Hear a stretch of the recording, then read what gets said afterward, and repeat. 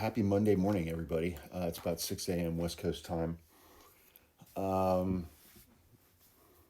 This is the week that it finally starts to unravel.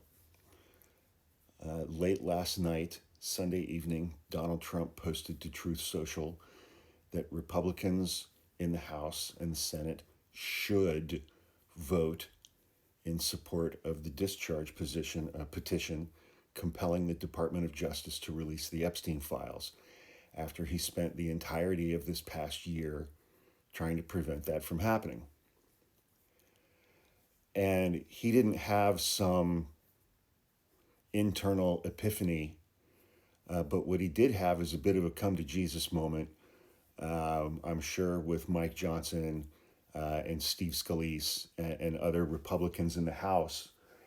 And I'm sure that they have informed him that when this bill comes up for a vote of the full House on Tuesday, tomorrow, that as many as 100 or 150 Republican members of the House are going to break with him, and they are going to vote in support of the discharge petition. They're going to vote in support of compelling Pam Bondi and Patel to release the Epstein files to the public.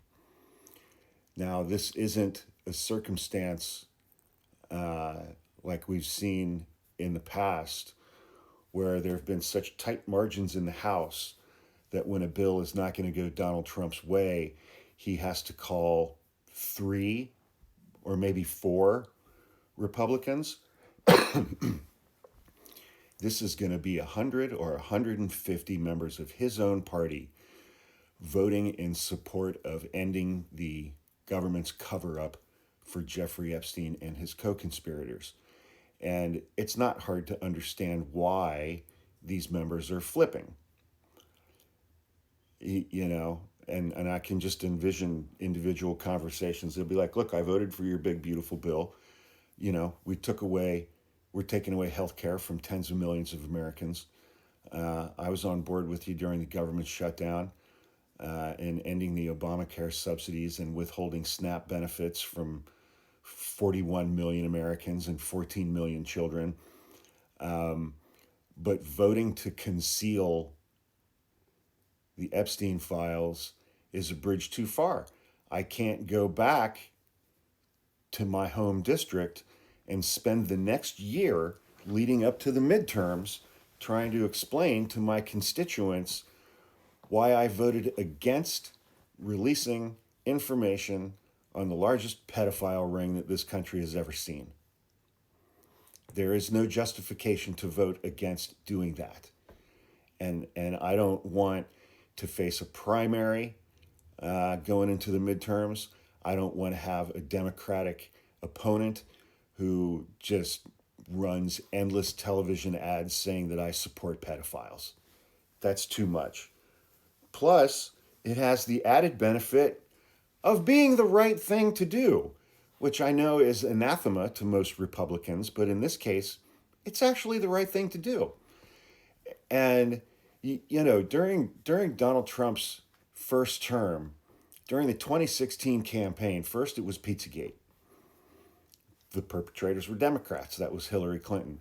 Then after Donald Trump got elected, towards the end of his first year was when the whole QAnon thing started.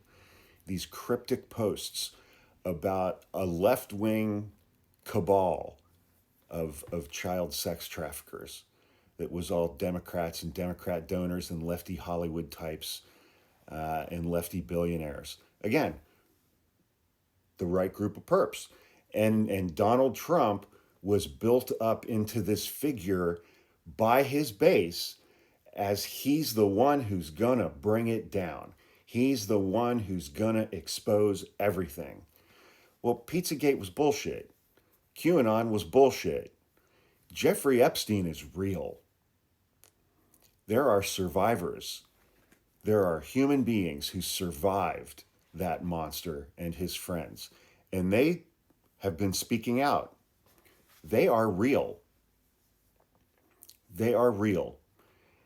And Jeffrey Epstein was Donald Trump's best friend for 15 years. Countless photos and videos of them together. And there are still some in his base that are like, well, he's the one who's going to bring it down. But yet he's been demanding for months that this information not be released. Jeffrey Epstein was real. His survivors are real. They are real human beings. And even Mike Johnson, who recessed the House early for their August recess so that they wouldn't have to hold a vote on the discharge petition, and then recessed the House entirely for almost 2 months before and during the government shutdown so that he wouldn't have to hold a vote on this discharge petition. Mike Johnson tried as hard as he could, man. Mike Johnson tried as hard as he could, but even he knows it's over because eventually the House had to come back. And eventually he had to swear in Adalita Ghalva. She's the 218th signature. Done deal. As a matter of law, that petition shall come up for a vote on the full floor of the House of Representatives. And so now these Republican members are being put in the position of having to make a publicly recorded vote in favor of concealing what Jeffrey Epstein and his co-conspirators did. And with the document dump that we got last week, there are times when I wonder, is it possible that some Republicans in the House are just done with Trump? Because House Democrats last week released 3 emails. 3. And then immediately after that, House Republicans on the Oversight Committee released 20,000 pages of emails. 20,000 pages. Now, either they did not read them beforehand because Donald Trump's name appears in those 20,000 pages almost 2,000 times, more than any other person, or they did read those emails and said, I think it's time we put these out. I'm sick of this guy's bullshit. He makes my life difficult, and I'm tired of him making my life difficult because I get nothing in return except threats that he's going to primary me. Yeah, I think it's time that we release these. So it was either an incredible act of negligence on the part of James Comer and Republicans on the House Oversight Committee, or some Republicans got together behind the scenes and they were like, it's time. It's time to gently usher this fat bozo out the side door and kind of retake control of our party again. I think both things are equally true, but that vote is going to happen tomorrow. And from what I have seen being reported, it seems like there's a better than 50% chance that the margin of passage in the House of Representatives is going to be veto-proof. Meaning that if Donald Trump vetoes it, and think about that for a second.